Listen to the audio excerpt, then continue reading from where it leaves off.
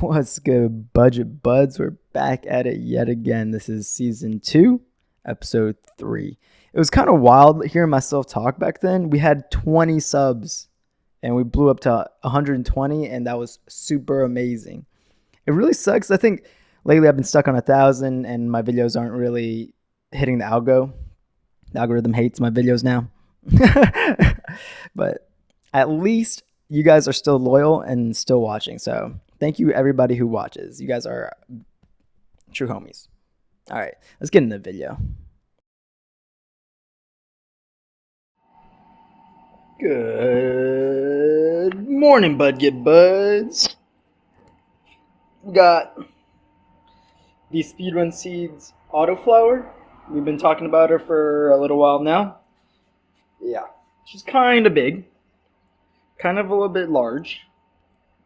We got the little babies right here. We got this is a Landrace seed from Ace Seeds. It's also a mystery bean. So these two are mysteries, so I don't know exactly what their genetics are, but I just know where they're from, the breeder, and the type of seed they are. This one is a sugarcane from In-House Genetics. It's the only one I know the genetics of. It's going to be really good, very, very potent stuff.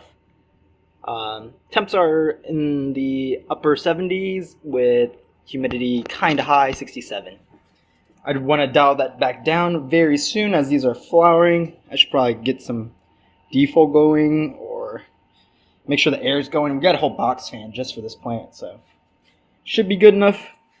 She's taking up most of the 2x4. Hopefully these guys will have enough space inside her here. I'm not going to turn her out anymore. Kind of just give her like, that's it. That's your line right there. We'll give these guys a little bit of space.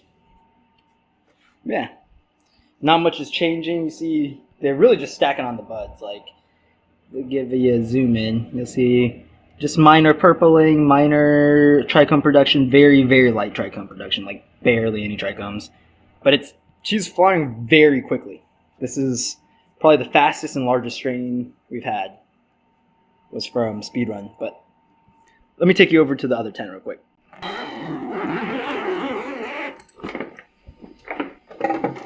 Boop. Yep. That's the edge of the tent. And that's the edge of the tent. So she's pretty much wall to wall.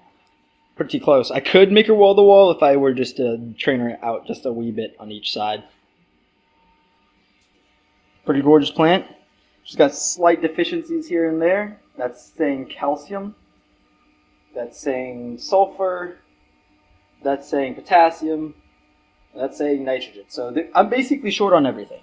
She's just, in general, very hungry.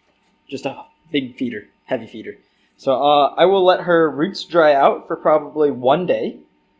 And after the day of drying out, I'm going to give her a little bit of 444 just because it's an all-purpose. And it'll probably help a little bit, but it's going to take an extra week. And she's already in flower, or flipped the flower. I already flipped the flower technically 2 days ago.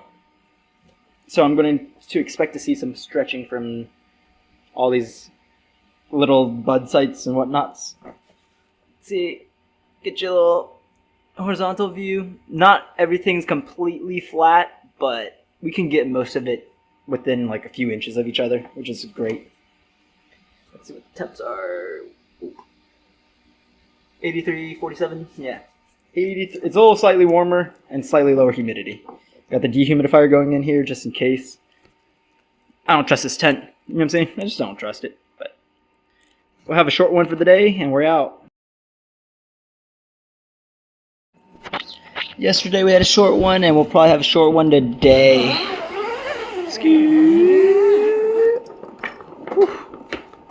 Okay. You better bust out my tent, dog. Relax, dog. Alrighty. So this is a Landrace seed from Ace Seeds. If you want to get Landrace genetics, Ace Seeds has probably some of the best that you can get. Other than like people like Jade Nectar and a few old heads that will get you some good stuff. This is the sugarcane from In-House Genetics. Alrighty. I'll take this time to explain the key differences between the two plants. One's in a much larger pot, which has much better drainage, and the other one's in a smaller pot with worse drainage. The Landrace seed is not given the most optimal conditions to survive. I'm not doing a side-by-side comparison, so don't look at these two and be like, hey, sugarcane's better than the A seeds. Like, that's not necessarily the case. I'm just giving one way better treatment because that's the plant I wanted to showcase later. The Landrace seed ended up having some problems later on, but we'll get to there. We'll get to it. I'm gonna have to leave you on that. That's snakeskin. Snakeskin on the baby seedling stem. It's pretty common. You'll see that. Snakeskin. Let me get a good shot of that. If you're a new grower and you see like this snakeskin like appearance on the stems of your plants, don't worry, it's super normal. It's just your stems getting thicker and thicker and thicker. Awesome. You have a great day. Top of the morning to you, buds. How's it going, Budget Fam? These little nuggies, they're developing quite quickly. I think I'm pushing the size of this pot a little bit with the plant. This is a 3-gallon pot, but I did not even fill it up all the way. It's like got a little bit of space where I should have filled it up probably a little more. The lower leaves are screaming nitrogen deficiency, so I need more nitrogen. But at the same time, I hate giving nitrogen to plants when they hit flower. When they get to this stage, I like to dial back the nitrogen. I'd rather it show me these deficiencies and get hungry. And the hungrier they get, the better, because it's a stressor that causes them to produce more trichomes.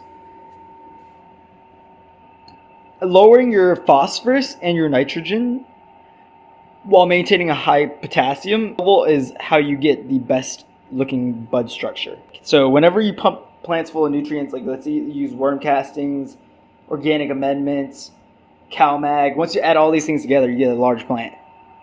But the leaf to bud ratio is not as good as my other plants were. So you keep that in mind. When you go for larger plants, a lot of the times, the trimming is not as easy. When you use low nutrient, low feeding techniques, it allows you to kind of plant steer in a way where you're changing the structure of the bud. Let's see what we've got going on here.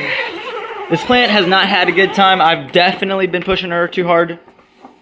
The size of this plant is too big for the size of its container, and she's drying out pretty bad down there, so I'm gonna give her some CalMag, and that's about all I can do, really. Some CalMag water. Hope she perks back up a little bit in flower, but it's not looking great, guys. It's not looking great, I'm gonna be honest.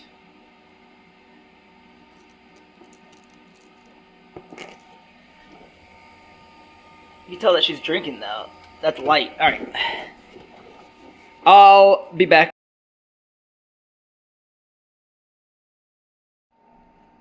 Alright, budget fan.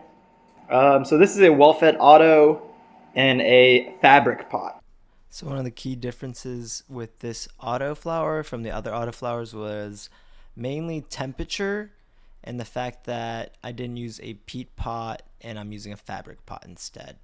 The peat pots are great if you want fast flowering autoflowers, but a lot of times their taproots are too weak to fully penetrate the peat pots before they finish growing.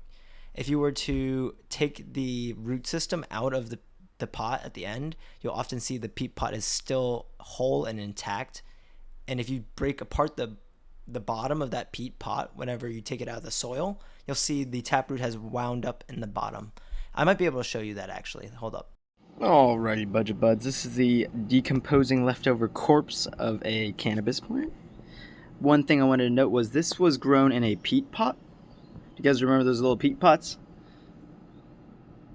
I try to pull her up, and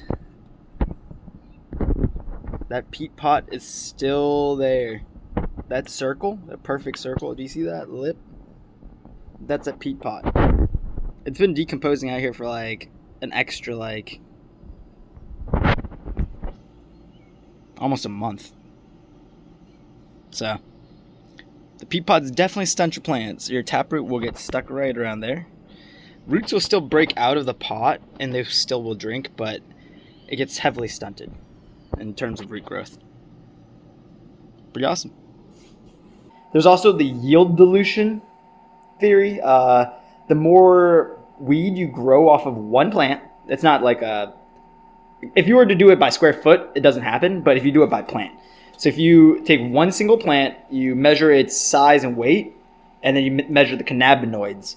If you were to take the same plant and grow it smaller, give it less nutrients, and pretty much basically stress it a little bit, it will grow less yield, but the yield that you do have will have a higher concentration of cannabinoids and THC. So let's say you see this plant I have here. I will probably only be able to ever reach like 25% THC with the plant this big. If I were to half the size of the plant, I might be able to hit 30%. I've had autos, maybe half the size, hit 30%. The one I got the highest numbers off of was, I think they just called it GMO or GMO Auto.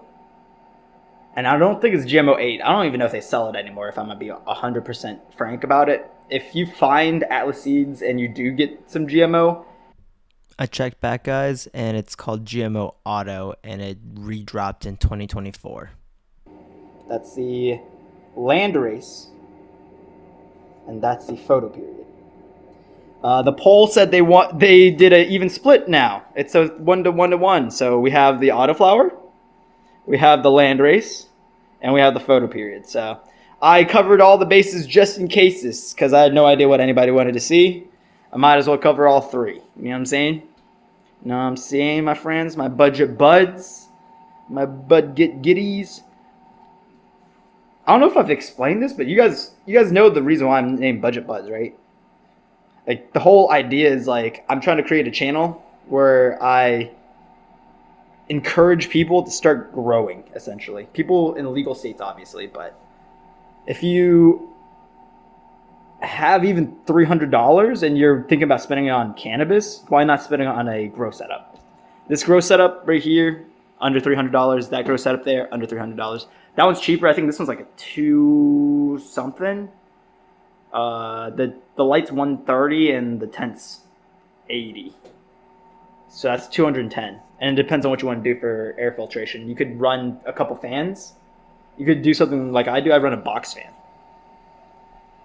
You can use a box fan where the little so in my tent anatomy video, you'll see me talk about that little box down there, the little rectangular slit.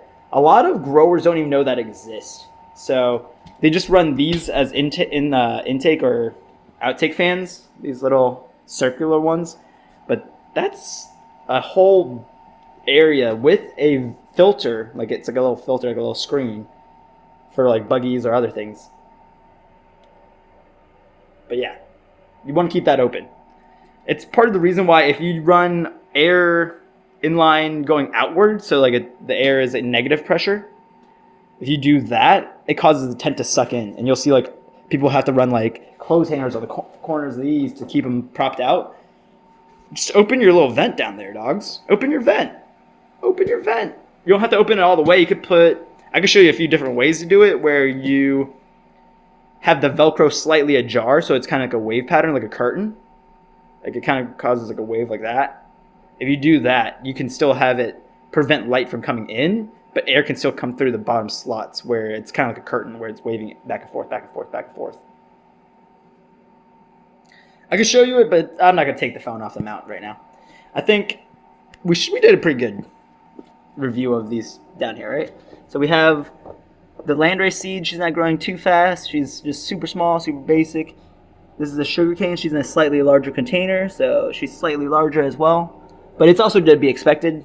Sugarcane's a very, very good stretchy OG strain, and the Landrace is unknown, so we have no idea how that's going to turn out. If I'm lucky, I can get some pictures or video of the root system, because that's part of the reason why we do this. My budget buds. Ta-da.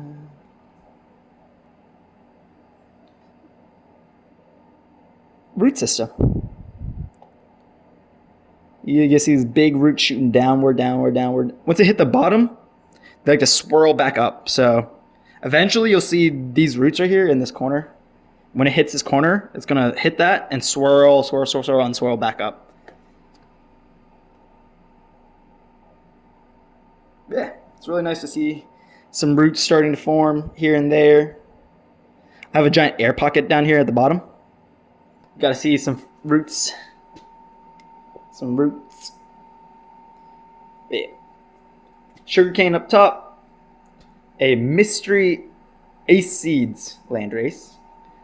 This is the Mystery Bean Auto from Speedrun Seeds. Speedrun Genetics. They used to be Mutant Genetics, but now I think they're Speedrun Seeds. I'm an old head, so I've been around for like years. I've been around so long, these breeders changed names. This is the photoperiod I was given. Remember that tiny little plant that was like little and then it was really dark green and we trained her out and opened her up? That's what she looks like now. Ta-da. So these are like my braces. You fill the Coke can with however much weight of water you want. And you can use that to adjust the amount of pressure you're applying onto the branches. I take this, I put it on the 3 branches I had it on. I get as close to the tips of the branch as I can, where it's still got a little bit of strength. You don't want to go so high that you're past the point of where the branches have some strength. Well, that's good, Budget Buds, real quick. I'm going to do a quick voiceover for this part. Have you guys noticed your stems almost look ribbon-like? Has it ever looked real flat and almost like a bunch of stems conjoined together? Well, that's fasciation. And what that's going to do to that nug specifically is it's going to have a fused crest or crown. So the buds on that will be like 2 or 3 buds all fused together. It's going to look really strange. So you guys will get to see some cool stuff later on. This can be caused by a bunch of things like heat stress, bugs, bending the branch certain types of ways, just random genetic mutation. Here's another normal branch for comparison. Alrighty, back to you, Bill. It's rounded. It's got like structure to it. This is a flat line. That is like if someone took like a piece of tape and, or like, you know that wiring that you see on the back of a computer? That looks like what that is. That's a wiring on the back of a computer right there. That's your ribbons. Those are your ribbon cables. It's right? You know what I'm saying? But now, what's going to happen is this branch is going to have a nugget that looks similar to this one. Here, I'm going to show you the other plant that somehow also has it. Fasciation? I think it's Fasciation. It's this branch. It's kind of hard to see now because she's getting older, but in the center right there, do you see all those weird... Hopefully you can see it. I'm going to zoom even harder. I'm going to find a way to pause it in editing and I'll point it out. Alrighty. Yeah. Fasciation, I think that's called. I call it fasciation. I think it's fasciation. But yeah. A lot of my random branches have been getting it, causing them to kind of grow into a monster. Like this is gonna be the scariest branch out of everybody. When it happens, it causes the branches to get all weird. Yeah, that's not, none of the melts have it, but I don't know what's causing it. It could be stress from me putting so much weight on that branch. It could be anything, or just coincidence, but it's really nice that this plant is trying to give me some extra content for you guys.